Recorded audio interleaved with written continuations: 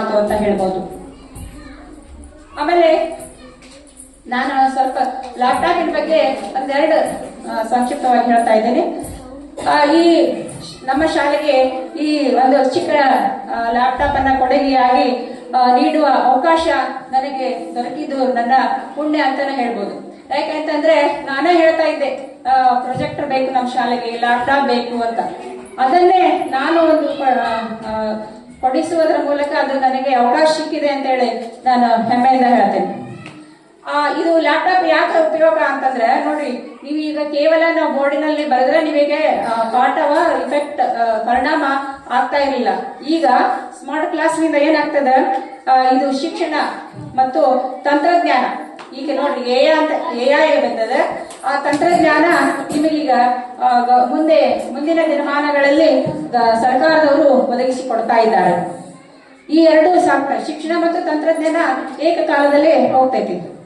ಆಮೇಲೆ ವಿದ್ಯಾರ್ಥಿಗಳು ಹೊಸ ವಿಷಯಗಳನ್ನ ಕಲಿಯಲು ಅಲ್ಲಿ ಉದಾಹರಣೆ ಸಮೇತ ಅಲ್ಲಿ ಹೇಳ್ತಾ ಇದ್ದಾರೆ ಸ್ಮಾರ್ಟ್ ಕ್ಲಾಸ್ ನಲ್ಲಿ.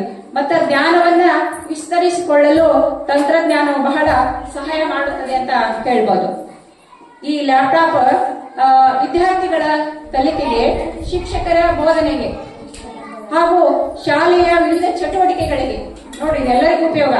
ಹೇಗೆ ಮಕ್ಕಳ ಕಲಿಕೆಗೆ, ಶಿಕ್ಷಕರ ಬೋಧನೆಗೆ ಮತ್ತು ಶಾಲೆಯ ವಿವಿಧ ಚಟುವಟಿಕೆಗಳು. ನೋಡ್ರಿ, ನಾವು ಶಾಲೆಯಲ್ಲಿ ಅನೇಕ ಒಂದು ಆನ್ಲೈನ್ ಅನ್ನ ಮೊಬೈಲ್ ಒಳಗೆ ಹಾಕ್ಬೇಕಂತಂದ್ರೆ ಕೇವಲ ಮೊಬೈಲ್ ಅಲ್ಲಿ ಸರಿಯಾಗಿ ಹೋಗ್ತಾ ಇರಲಿಲ್ಲ. ಅಂತಹ ಒಂದು ಸೌಲಭ್ಯ ಈಗ ಲ್ಯಾಪ್ಟಾಪ್ ನಲ್ಲಿ ಹಾಕಿದ್ರೆ ಆ ಕೆಲಸ ಬೇಗನೆ ಮುಗಿಯುವುದು, ಬೇಗನೆ ಮುಗಿತದ ಅಂತ ನಾನು ಹೇಳ್ತಾ ಇದ್ದೇನೆ. ಇದು ವಿದ್ಯಾರ್ಥಿಗಳ ಹೊಸ ಜ್ಞಾನವನ್ನ ಪಡೆದುಕೊಳ್ಳಲು ಒಂದು ಸಾಧನ ಆಗುತ್ತೆ ಅಂತ ಹೇಳಿ ನಾನು ಈ ಬಲವಾದ ಆಶೆಯನ್ನ ಹೊಂದಿ ಈ ಲ್ಯಾಪ್ಟಾಪ್ ಅನ್ನ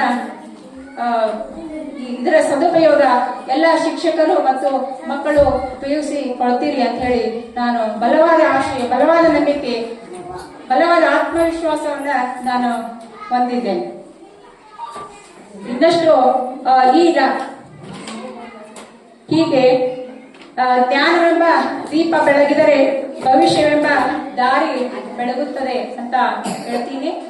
ನಿಮ್ಮ ಒಂದು ಭವಿಷ್ಯ ಉಜ್ವಲವಾಗಲಿ, ಮುಂದಿನ ಶಿಕ್ಷಣ ಒಂದು ಉಜ್ವಲವಾಗಿ ಬೆಳೀತದ ಅಂತ ಹೇಳಿ ಬಲವಾಗಿ ನಂಬ್ತೇನೆ. ಕೊನೆಗೆ ಒಂದು ಮಾತನ್ನ, ಒಂದು ಅರ್ಥಗರ್ಭಿತವಾದ ಒಂದು ಭಾವನಾತ್ಮಕ ಒಂದು ಮಾತನ್ನ ಹೇಳ್ತಾ ಇದ್ದೀನಿ. ಬಿಟ್ಟು ಹೊಂಟಿಯೆಲ್ಲ ನನ್ನ ಶಾಲೆ, ಬಿಟ್ಟು ಹೊಂಟಿರೆಲ್ಲ ನನ್ನ ಶಾಲೆ, ನೆನಪು ಬರತೈತಿ ಹೊಳ್ಳಿ ಹೊಳ್ಳಿ, ನೆನಪು ಬರತೈತಿ ಹೊಳ್ಳಿ ಹೊಳ್ಳಿ.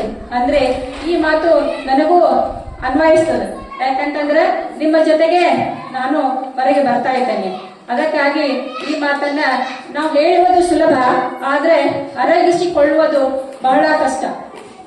ಅಂತಹ ಒಂದು ಈ ಶಾಲೆ ನನ್ನ ಒಂದು ಭವಿಷ್ಯವನ್ನ, ನನ್ನ ಒಂದು ಆತ್ಮವಿಶ್ವಾಸವನ್ನ, ನನ್ನ ಒಂದು ಇಲ್ಲಿ ನನಗೆ ಬೇಕಾದಂತಹ ಒಂದು ಉತ್ಸಾಹವನ್ನ ನೀವು ಕೊಟ್ಟಿದ್ದೀರಿ.